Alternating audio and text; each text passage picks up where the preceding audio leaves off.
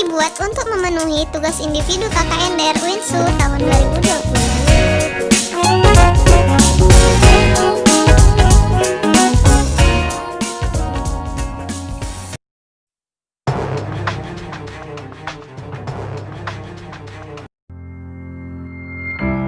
COVID-19 tentu sudah tidak asing lagi di telinga kita. Wabah yang kini telah menyerang di sebagian besar negara-negara di dunia, termasuk negara kita, Indonesia. Dan faktanya, wabah ini berhasil mengubah banyak hal dalam tatanan kehidupan manusia. Kesulitan demi kesulitan tidak terhindarkan akibat wabah ini. Salah satu dampak dari pandemi COVID-19 ini adalah ancaman akan terjadinya krisis ekonomi. Dalam hal ini, pemerintah membuat kebijakan dalam upaya penanganan dan penanggulangan segala dampak dari wabah corona ini. Salah satunya adalah dengan mengeluarkan Perpu Republik Indonesia Nomor 1 Tahun 2020 tentang kebijakan keuangan negara dan stabilitas sistem keuangan negara dan stabilitas sistem untuk penanganan pandemi coronavirus di SARS 2019 dan atau dalam rangka menghadapi ancaman yang membahayakan perekonomian nasional dan atau stabilitas sistem keuangan.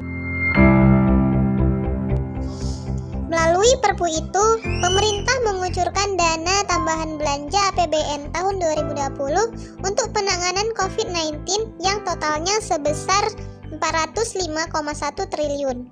Kemudian pada Juni lalu, pemerintah mengumumkan penambahan dana penanggulangan COVID-19 dan program pemulihan ekonomi nasional menjadi sebesar 695,2 triliun rupiah dengan rincian sebagai berikut.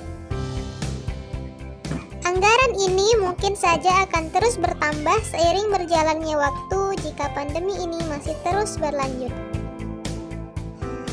Melihat dana yang tidak sedikit ini, kita tentunya sangat mengharapkan agar pihak yang diberi amanah akan menyalurkan dana tersebut secara merata dan tepat sasaran, baik di pusat maupun daerah. Dan tentunya dengan pengelolaan yang transparan.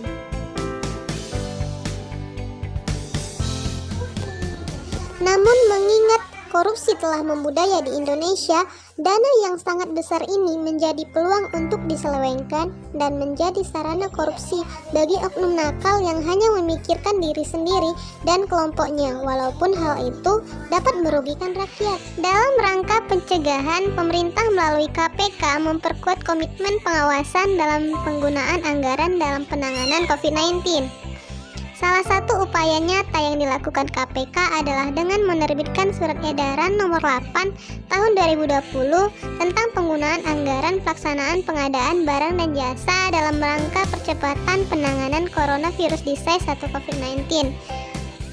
Di dalam SE tersebut terdapat rambu-rambu pencegahan yang diharapkan dapat memberi kepastian bagi pelaksanaan pengawasan bahwa sepanjang unsur-unsur pidana tidak terjadi, maka proses PBJ tetap dapat dilaksanakan tanpa keraguan.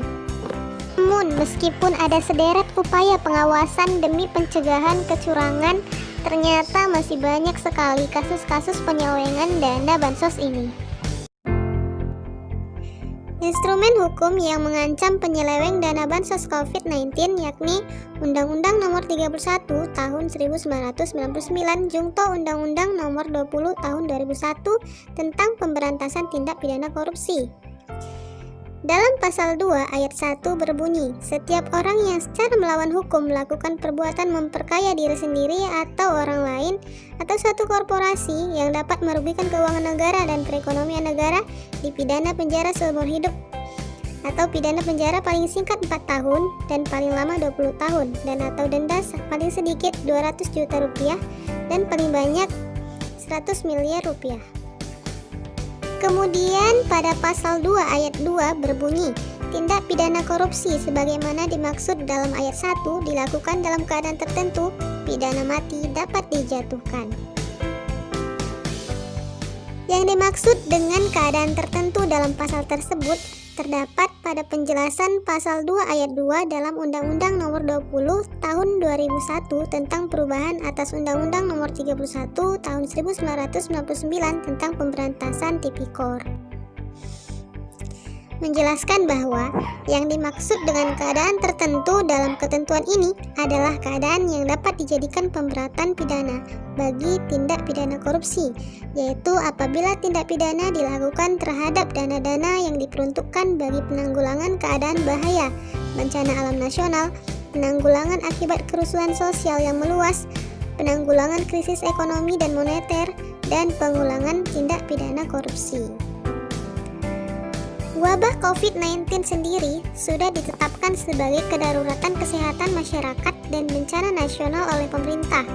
Hal ini terdapat dalam Kepres nomor 11 tahun 2020 tentang penetapan kedaruratan kesehatan masyarakat COVID-19.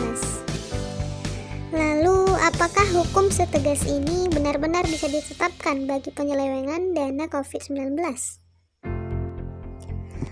Walaupun dinilai terganjal dengan pasal 27 Perpu nomor 1 tahun 2020 yang sempat menuai kontroversi di kalangan ahli hukum karena substansi dari pasal tersebut yang menyatakan bahwa terkait biaya penyelamatan perekonomian bukan merupakan kerugian negara sehingga tindakan pejabat pelaksanaannya dengan iktikat baik tidak bisa dituntut atau digugat secara pidana perdata dan bukan merupakan objek tun.